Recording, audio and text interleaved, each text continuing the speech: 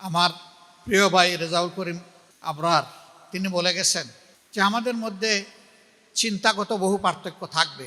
52 বছর বাংলাদেশে যখনই রক্ত দেওয়ার প্রয়োজন হয়েছে, এদেশের ইসলামপন্থী মুসলমান রক্ত দিয়েছে, কিন্তু আমাদের মাথার উপর কাঁঠাল খেয়েছে আরেক জামাত। আমরা দেখেছি সব সময় আমরা রক্ত দেই, ক্ষমতায় যায় আরেক দল, কাঁঠাল খায় আরেক দল।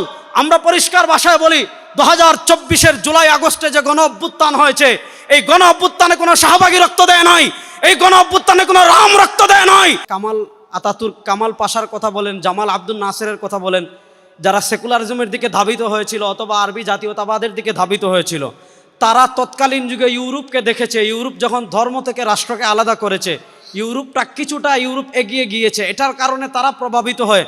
ওই সময় মুসলমানদের ভিতর দুটা চেতনা ছড়িয়েছিল, একটা হলো আরবি জাতীয়তাবাদ, আরেকটা হলো সেকুলারিজম। আল্লামা কাউসারি রহিমাল্লাহ তার মাকালাতুল কাউসারিতে সুস্পষ্ট ভাষায় লিখেছেন যে রাষ্ট্র কখনো ধর্ম থেকে আলাদা হতে পারে না। হুকমু মুহাওয়ালাতি ফাসলিদ্দিন আনিদ দাওলা, রাষ্ট্র থেকে ধর্মকে আলাদা করা, এটা সেকুলারিজম চিন্তা। এমন চিন্তা কোনো মুসলমান, ভূখণ্ডে কোনো মুসলমান যদি লালন করে, তার ঈমান থাকবে না। আমি শুধু আপনাদেরকে একটা কথা বলি, 52 বছর বাংলাদেশে যখনই রক্ত দেওয়ার প্রয়োজন হয়েছে, এদেশের ইসলামপন্থী মুসলমান রক্ত দিয়েছে, কিন্তু আমাদের মাথার উপর কাঁঠাল খেয়েছে আরেক জামাত। আমরা দেখেছি সব সময় আমরা রক্ত দেই, ক্ষমতায় যায় আরেক দল, কাঁঠাল খায় আরেক দল। আমরা পরিষ্কার ভাষায় বলি, 2024-এর জুলাই আগস্টে যে গণ অভ্যুত্থান হয়েছে, এই গণ অভ্যুত্থানে কোনো শাহবাগী রক্ত দেয় নাই, এই গণ অভ্যুত্থানে কোনো রাম রক্ত দেয় নাই, এই গণ অভ্যুত্থানে কোনো বাম রক্ত দেয় নাই, এই অভ্যুত্থানে রক্ত দিয়েছে আবু সাইদ, মুগ্ধ, তাহমিদেরা। সুতরাং এবার বাংলাদেশে আর আমরা মানুষের কোন তন্ত্রমন্ত্রকে দেখতে চাই না, বাংলার রাষ্ট্র ক্ষমতায় আমরা ইসলামকে দেখতে চাই। সুতরাং যারা দায়ী আছেন তাদের কাছে আমি আমার একটা মেসেজ দিয়ে আমি শেষ করব। যারা দায়ী আছেন তাদের কাছে একটা মেসেজ দিয়ে আমি আমার বক্তব্য শেষ করছি। আমাদের ভিতর আকীদাগত ইখতিলাফ থাকতে পারে, আছে, কিয়ামত পর্যন্ত থাকবে। মাযহাবগত ইখতিলাফ আছে, থাকবে, কিন্তু বাংলাদেশের রাষ্ট্র ক্ষমতায় ইসলাম যাক, এ ব্যাপারে আমাদের ভিতর কোনো ইখতিলাফ আছে? বলেন, এ ব্যাপারে আমাদের ভিতর কোনো ইখতিলাফ আছে? সুতরাং যারা দায়ী আছেন, আমি আমার ব্যক্তিগতভাবে এই জুলাই আগস্টের পরবর্তী যত জায়গায় আমি বয়ান করি, ইসলামী রাষ্ট্রের রূপরেখা কি হবে, ইসলামী রাষ্ট্র যদি ইমারতে ইসলামিয়া প্রতিষ্ঠা হয়, মানুষ কি কি অধিকার পাবে, বিধর্মীরা কি কি অধিকার পাবে, সুশাসন কিভাবে প্রতিষ্ঠা হবে, ইনসাফ কিভাবে প্রতিষ্ঠা হবে, এই বিষয়গুলো যদি আমরা সাধারণ মানুষের কাছে তুলে ধরতে পারি, সাধারণ মানুষ সেকুলারিজমের দিকে কেন ধাবিত হয়, সাধারণ মানুষ ডেমোক্রেসির দিকে কেন ধাবিত হয়, সাধারণ মানুষ কমিউনিজমের দিকে কেন ধাবিত হয়, ব্যর্থতা আমাদের, আমরা ইসলামের সৌন্দর্য এখনো তুলে ধরতে পারি নাই। আমি সবাইকে অনুরোধ করব, আগামী 1 বছর আমরা যেখানে কথা বলবো, ইসলামী রাষ্ট্রের রূপরেখা তুলে ধরবো। ইনশাআল্লাহ বাংলাদেশের সব মতবাদ দেখা আমাদের শেষ হয়েছে, এবার আমরা ইসলামের বাংলাদেশ দেখবো ইনশাআল্লাহ। এবং তিনি বলছেন যে এটা চলতেই থাকবে, এটা বন্ধ হওয়ার বিষয় না, অতীতেও ছিল, এখনো আছে।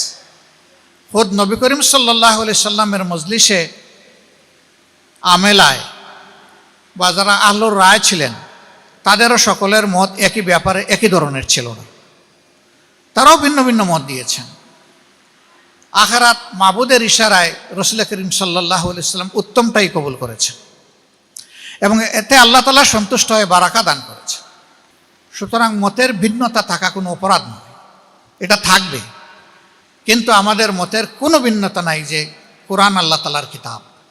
আমাদের কোনো দ্বিমত নাই, নবী করিম সাল্লাল্লাহু আলাইহি ওয়াসাল্লাম তার রসুল এবং শেষ নবী, শ্রেষ্ঠ পয়গম্বর। আমাদের কোনো দ্বিমত নাই যে রাসূল করিম সাল্লাল্লাহু আলাইহি সাল্লামের হাতে তিলে তিলে সাহাবায়ে কেরাম গড়ে উঠেছিলেন এবং তারাই হচ্ছেন আমাদের সামনে সোনার মানুষ। এই সমস্ত বিষয়ে আমাদের কোনো দ্বিমত নাই।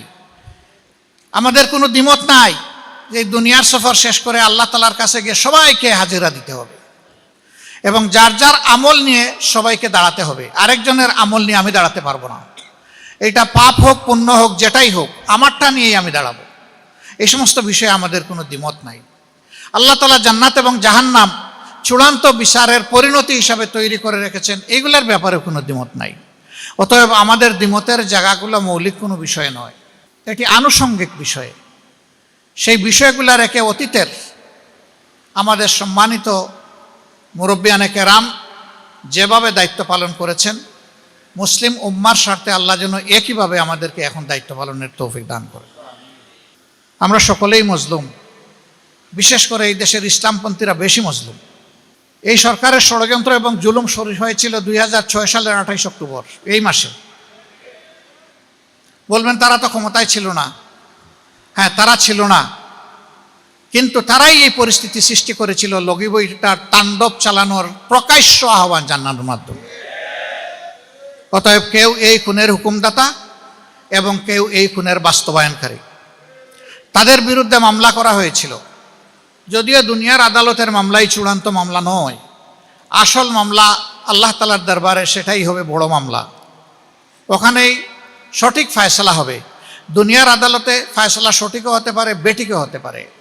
ক্ষমতায় আসার পরে তারা আদালতকে প্রভাবিত করেছেন, কিন্তু এই মামলা ফেস করার সৎসাহস তাদের ছিল না বলে মামলাটা তারা শেষ করে দিয়েছে। এই যে মামলা শেষ করে দেওয়ার মাধ্যমে খুনিদেরকে উৎসাহিত করা হলো, উপহার দেওয়া হলো, তাই বাংলাদেশের জনগণ পরবর্তী 15.5 বৎসর হাড়ে হাড়ে টের পেয়েছে।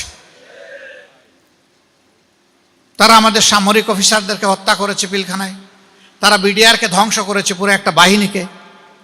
তারা পরবর্তী পর্যায়ে জামাত ইসলামীর উপর আঘাত দিয়েছে, আমাদের শীর্ষ নেতৃবৃন্দকে তারা খুন করেছে বিচারের নামে প্রহসন করে।